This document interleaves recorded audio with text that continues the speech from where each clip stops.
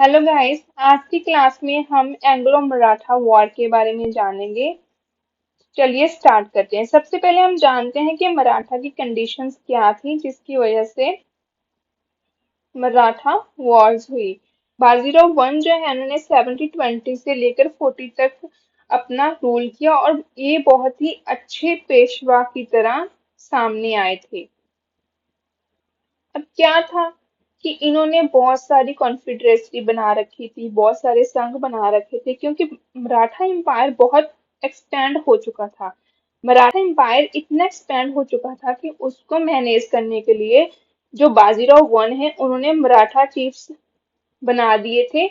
हर area के लिए इस एरिया पर रूल करेंगे और साथ ही साथ अगर आप किसी और टेरिटरी को एक्वायर करते हैं तो उसे मराठा एम्पायर में मिला देंगे। अब इसी में क्षत्रिय जो थे वो मराठास के सेनापति के रूप में सामने आते हैं कि दाबोदी। अब अब मराठा एम्पायर जो था वो इतना बड़ा था, उसे अरेंज करने के लिए संघ बनाना जरूरी था। तो कुछ फैमिलीज जो थी उनमें से चीफ असाइन किए गए और उन्हें कहा गया कि आप इस एरिया को संभालें और साथ ही साथ और टेरिटरीज को भी कंक्वायर करें और वहां पर रूल करें। और ये सारी चीजें जो हो रही थी वो मराठा किंग साहू के अधीन हो रही थी। तो कुछ फैमिली जो है उन्हें चीफ बनाया जाता है मराठा एम्पायर को संभालने के लिए, जैसे कि गायकवाड़ जो है वो बड़ौदा को संभाल रहे थे, भोसले नागपुर में थे, होलकर सिंदौर में थे, सिंधिया जो है वो ग्वालियर में थे और पेशवा पूना में थे।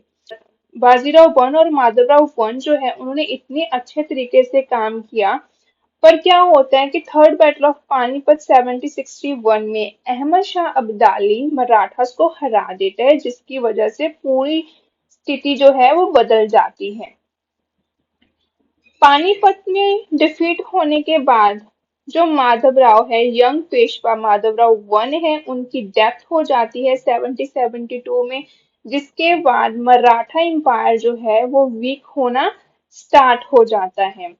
अब इसके बाद हम क्या देखते हैं कि ब्रिटिशर्स जो है वो मराठा के एम्पायर में एंटर कर जाते हैं उनकी पॉलिटिक्स में।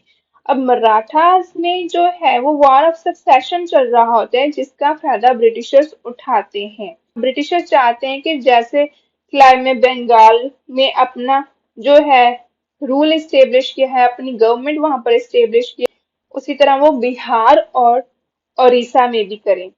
और साथ ही साथ यहाँ पर जो वॉर ऑफ सक्सेशन चलती है उसमें ब्रिटिशर्स को बहुत अच्छा मौका मिल जाता है मराठा एम्पायर में एंटर होने का। अब इसके बाद क्या होता है कि फर्स्ट एंग्लो मराठा वार होती है जो 70-75 से लेकर 82 तक चलती है। अब माधवराव वन की डेथ होने के बाद जो उनके ब्रदर होते हैं नारायण राव, वो अगले पेशवा बनते हैं, फिफ्थ पेशवा के रूप में वो सामने आते हैं। लेकिन नारायण राव के जो अंकल होते हैं रघुनाथ राव, उन्हें ये चीज बिल्कुल पसंद नहीं आती और वो नारायण राव को मार देते हैं और खुद को नेक्स्ट पेशवा डिक्लेयर कर देते हैं। बट वो लीगली पेशवा नहीं बन पाते। अब नारायण राव की वाइफ जो है गंगाबाई, वो नारायण राव के मरने के बाद एक बेटे को जन्म देती है जिसका नाम होता है सवाई माधवराव।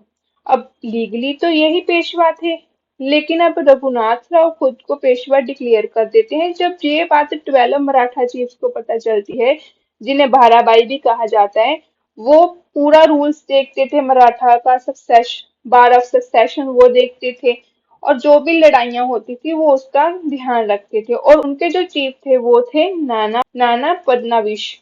अब वो क्या करते हैं, वो इन्फेंट होता है जो नारायण राव का न्यू बॉर्न बेबी होता है जो सवाई माधवराव, उसे वो पेशवा डिक्लेयर कर देते हैं। इसके बाद क्या होता है कि रघुनाथ राव को ये बात पसंद नहीं आती और वो भागा भागा जाता है ब्रिटिशर्स के पास और उनसे हेल्प मांगता है कि उसे पेशवा से हटा दिया गया है, उसे अपनी पेशवाशिप वापस चाहिए।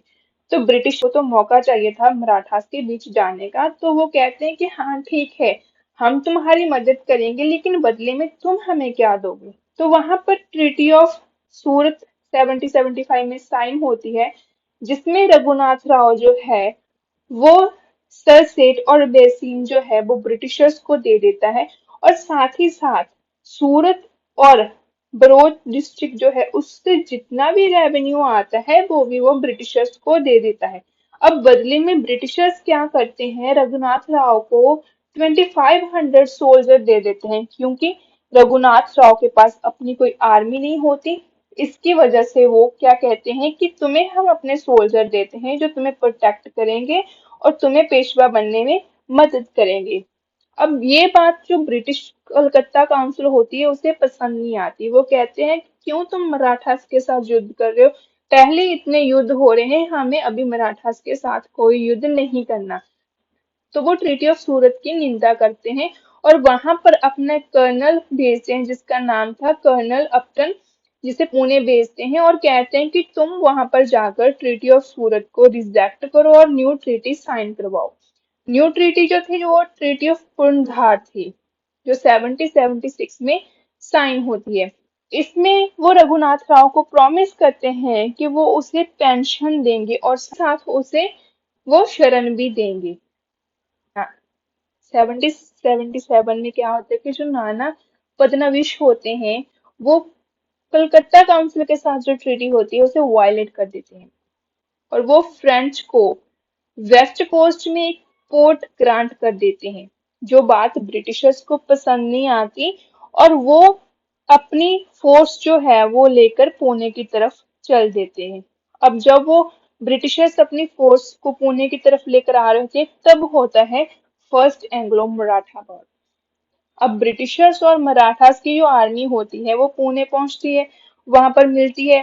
तो मराठास की आर्मी बहुत ही ज्यादा बड़ी होती है और मराठा आर्मी को जो लीड करते होते हैं, उनके कमांडर जो होते हैं वो बहुत ही ब्रिलियंट होते हैं, जिनका नाम था महाजी सिंधिया।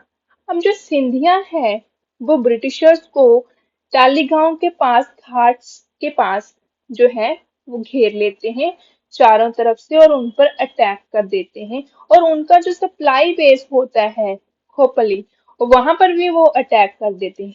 अब मराठा जो है वो पूरी तरह से निपुण होते हैं गोरिल्ला वार में, जिसके बारे में ब्रिटिशर्स को पता नहीं होता। ब्रिटिशर्स गोरिल्ला वार के बारे में नहीं जानते, उन्हें घाट्स पर युद्ध करना नहीं आता था। क्या करते हैं कि वो फार्मलैंड्स को वर्न कर देते हैं और साथ ही साथ पीने का जो पानी होता है, वहां पर नदियां होती हैं, वॉल्स होते हैं, उन सब में वो पॉइजन मिला देते हैं, जिसकी वजह से ब्रिटिशर्स के जो सोल्जर होते हैं वो मरने स्टार्ट हो जाते हैं। इसके बाद ब्रिटिशर्स जो है टालीगांव से बड़गांव की तरफ जाने लगते हैं तो मराठास उन पर अटैक कर देते हैं और उन्हें बड़गांव जाने से रोक लेते हैं। मराठास जो हैं वो ब्रिटिशर्स को चारों तरफ से घेर लेते हैं और उनका फूड और वाटर सप्लाई जो है वो बंद कर देते हैं। अब 1779 में क्या होता है, एक ट्रीटी साइन होती है जिस ट्रीटी का नाम है treaty of Badgaon. Treaty of Badgaon के बाद एक ट्रीटी और होती है जिस ट्रीटी का नाम होता है ट्रीटी ऑफ सलबई। ये ट्रीटी 1782 में साइन होती है, जिसके साथ फर्स्ट एंग्लो मराठा वॉर का एंड होता है। अब वार्न हेस्टिंग जो है वो ट्रीटी ऑफ बड़गांव को रिजेक्ट कर देते हैं और अपनी फोर्सेस जो है, अपने सोल्जर जो हैं वो भेज देते हैं अंडर द कर्नल गोडार्ड। और वो वहां पर जाकर अहमदाबाद को कैप्चर कर लेते हैं फरवरी 1779 में, और बैसीन को भी कैप्चर कर लेते हैं दिसंबर 1780 में। और साथ ही साथ इनके जो एक और कैप्टन होते हैं पॉपम, वो कैप्चर कर लेते हैं ग्वालियर को अगस्त 1780 में। और फरवरी 1781 में क्या होता है कि जो जनरल कैमप होते हैं वो जाते हैं सिपरी को अब कंक्वायर करने के लिए, लेकिन सिंधिया जो है वो ब्रिटिशर्स को डिफीट कर देते हैं।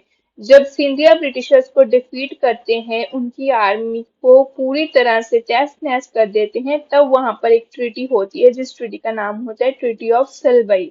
ये ट्रीटी 1782 में साइन होती है और इस ट्रीटी में जो होता है वो होता है कि दोनों तरफ से, ब्रिटिशर्स की तरफ से और मराठास की तरफ से 20 ईयर्स के लिए कोई वॉर नहीं होगी, कोई वॉर वो नहीं करेंगे, वो पीस में रहेंगे।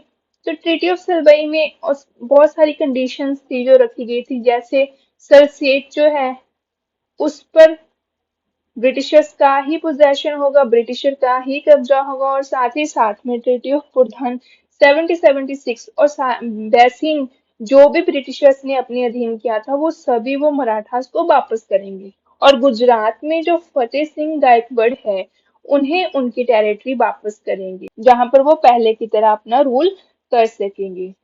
और ये भी कहा, इस ट्रीटी में ये भी कहा गया कि ब्रिटिशर्स फ्यूचर में रघुनाथ राव को सपोर्ट नहीं करेंगे, पेशवा उन्हें ग्रांट मेंटेन करेंगे, उनकी अलाउंस, पेशवा उन्हें उनके अलाउंस के लिए ग्रांट उन्हें देगी।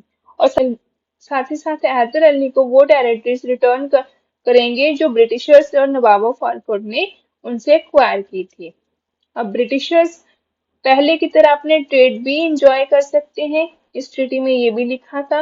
और साथ ही साथ ये भी लिखा था कि पेशवा फ्यूचर में किसी भी यूरोपियन नेशन को सपोर्ट नहीं करेंगे। बहुत सारे अलायंस हुए, पेशवा उन पर अपना पीस बनाए रखेंगे। और महाजी सिंधिया जो है वो पूरी तरह से इस ट्रीटी को देखते हैं और इसे ग्रंटेड करते हैं। तो आई होप आपको आज की क्लास के बारे में समझ आया होगा। बाकी का हम नेक्स्ट क्लास में करेंगे। Thank you guys.